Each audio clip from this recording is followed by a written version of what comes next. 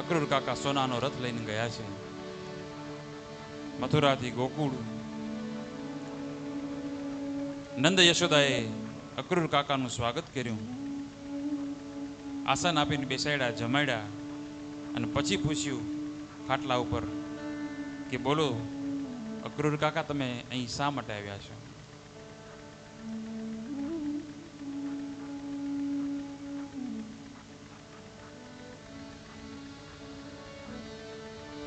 આમ સીધે સીધું કોઈને પૂછી ન લેવાય કે તમે શા માટે આવ્યા છો આપણી ઘરે આવે તો. અત્યારે તો લોકો દરવાજો ન ખોલે, બહારથી જ પૂછી લે કામ પતતું હોય તો. કઈ વાંધો નહીં, બધું પછી રાખો બેન. હા બસ.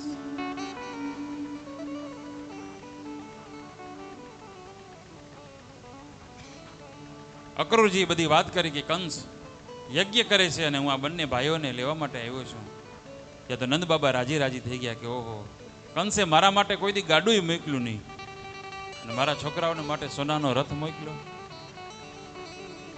નંદ બાબાને ખબર નથી કે આ શું ચાલી રહ્યું છે, પણ ભગવાનને ખબર પડી ગઈ કે હવે એડ્રેસ બદલવાનું છે.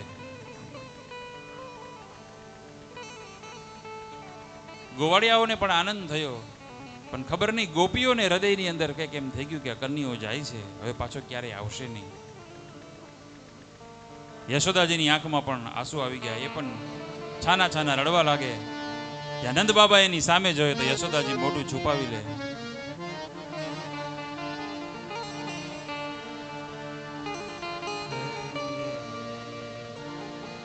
પછી તો અક્રૂરજી બંને ભાઈઓની સાથે સુવા માટે ગયા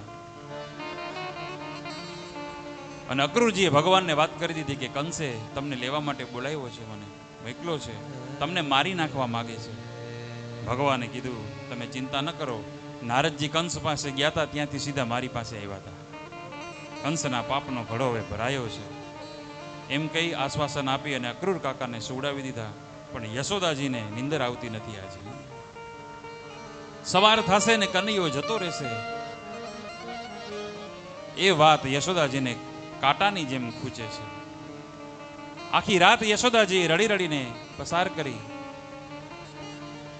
પણ કનૈયો પણ સૂતો નથી તે દિવસે. યશોદાને એમ કે હું ખોટે ખોટે સુઈ જાઉં તો કનૈયો સુઈ જાય, કનૈયાને એમ કે હું સુઈ જાઉં તો મારી માં સુઈ જાય. હકીકતમાં બેમાંથી કોઈ સુઈ નથી શક્યું, સુવાનું નાટક કરે છે.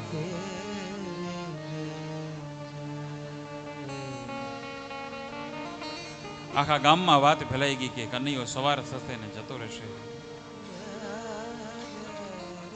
નંદ બાબાએ બધાને કહી દીધું કે કંસના યજ્ઞની અંદર જવાનું છે, આપણે ખાલી હાથે જવાય નહીં, બધા દધી પદાર્થો લઈ લેજો.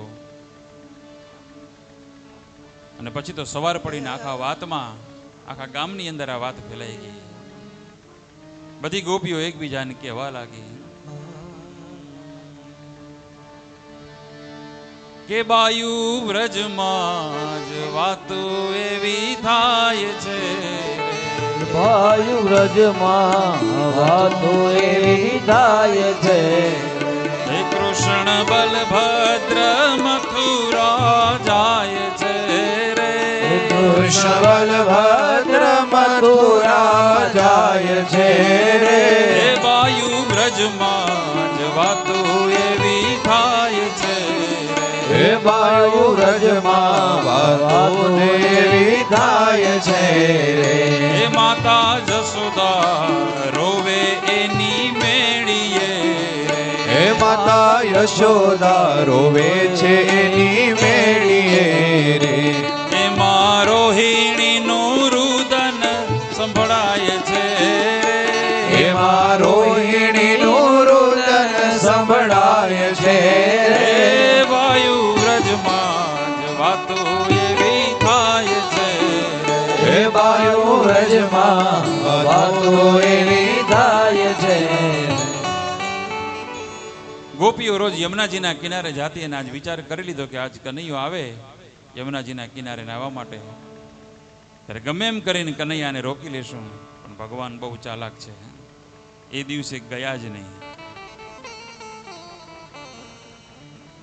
પછી તો બીજે દિવસે સવાર થયું, સૌ ગોવાળિયાઓ ગાડા ભરી ભરીને નંદાલયની અંદર આવ્યા.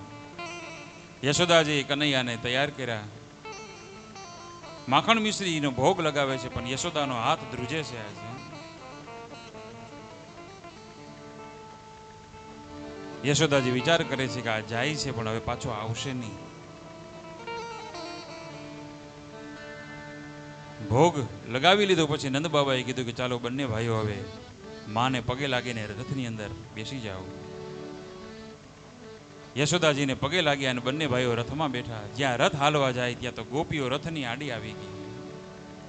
કોઈ ગોપી ગાવા લાગી, કોઈ ગોપી વિધાતાને દોષ દેવા લાગી. અહો વિધાતા તવ ન ક્વચિત દયા. અરે વિધાતા, તારામાં જરાય દયા છે કે નહીં? તું પેલા પ્રાણીઓનું મિલન કરાવે ને પછી હજી બરાબર સંતોષ પણ ન થયો હોય અને એને છૂટા પાડી દેશો.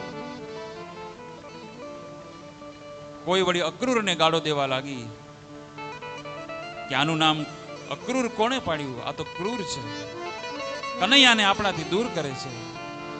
એક ગોપીએ કહ્યું કે અક્રૂર, કનૈયાને તું અહીંથી લઈ જઈશ અને વ્રજવાસીઓ જો મૃત્યુ પામશે તેનું પાપ તને લાગશે. હા,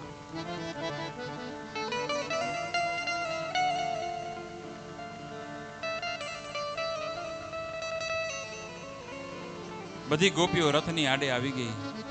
ગોપીઓને એમ થયું કે હમણાં ભગવાન કંઈક બોલશે. રોજ આપણું માખણ ખાધું છે, કંઈક તો બોલશે ને.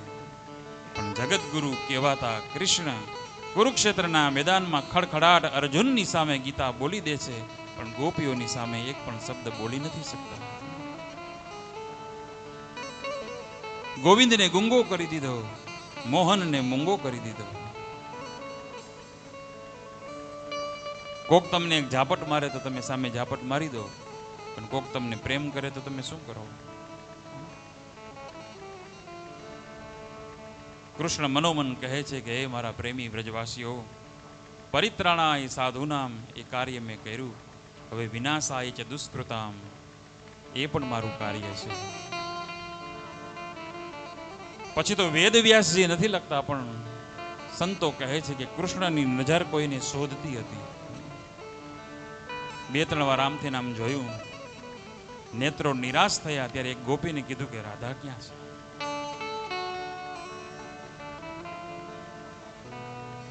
એક ગોપીએ કીધું કે જો પેલા વૃક્ષની પાછળ રાધા ઊભી છે. ઠેકડો મારીને ભગવાન ત્યાં ગયા. ત્યાં જઈને કીધું કે રાધા તું પણ રડે છે? ભગવાન રોજ ગાયો ચરાવવા માટે જતા, ખભા ઉપર કાળી કામળી રાખતા, એની ઘડી કરી એના ઉપર બાંસુરી મૂકીને રાધાને આપી. રાધાજીને કીધું કે લઈ આપણા વિશુદ્ધ પ્રેમની નિશાની. હવે હું કોઈ દિવસ વાંસળી નહીં વગાડું. વાંસળી તો રાધા પાસે જ વાગે, વાંસળી તો વ્રજના પ્રેમી ભક્તો પાસે જ વાગે.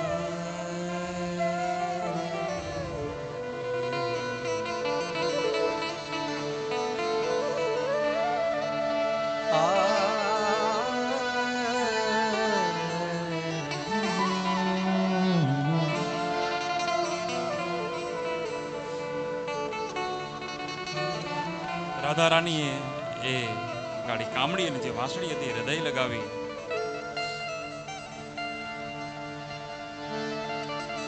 અને દોડીને ભગવાન રથની અંદર બિરાજમાન થઈ ગયા. ચોધાર આંસુએ રાધા પણ રડી પડ્યા. જ્યાં રથ હાલવા જાય ત્યાં તો ગોપીઓ રથની આડે સુઈ ગઈ. અક્રૂર કાકાને કીધું કે પેલા અમારા પ્રાણ જશે પછી કન્યો જશે. નંદ બાબા આવીને બધાને સમજાવે છે કે પછી તડકો થઈ જશે, તમારા કનૈયાને કષ્ટ થશે. સાંભળતા જ બધી ગોપીઓ ઊભી થઈ જાય. વળી પાછો રથ હાલવા જાય ત્યાં તો પાછળથી યશોદાજી આવ્યા. કહ્યું કનૈયા, એક વાતની મારે માફી માંગવી છે. કનૈયાએ કીધું કે આ શું બોલે છે માં? યશોદાજીએ કીધું કે હા,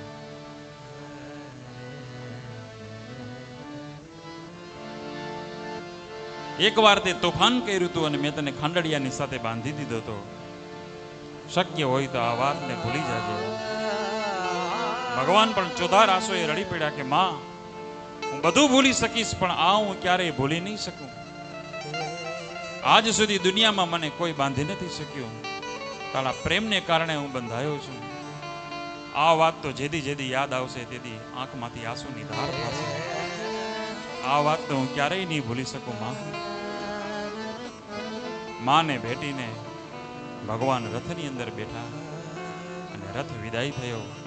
રથ શું ગયો? વ્રજવાસીઓના પ્રાણ ગયા. જ્યાં સુધી રથ દેખાતો હતો ત્યાં સુધી ભોળા વ્રજવાસીઓ ઉભા રહ્યા.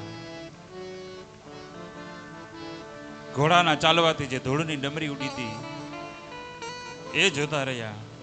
કોઈ આધાર રહ્યો નહીં. ત્યારે વ્રજવાસીઓ બધા પાછા પડ્યા. એમ કહેવાય છે કે એ દિવસ તો સૌનો નિર્જળા વીત્યો. માં યશોદા ખાંડડિયાને જોવે ને કનૈયાની યાદ આવે. ગાયોના ભાંભરડા સાંભળે ને કનૈયાની યાદ આવે. જે પક્ષીઓ આખો દિવસ કનૈયાના ગીતો ગાતા એ સાવ ચૂપ થઈને બેસી ગયા. ગૌશાળાની ગાયો રથ સામે દ્રષ્ટિ કરીને એમને ઊભી છે. એ વ્રજના વાંદરાઓ ઝાડવા ઉપર બેઠા બેઠા ગુમસુમ થઈ ગયા કે હવે કાલથી અમને માખણ કોણ ખવડાવશે.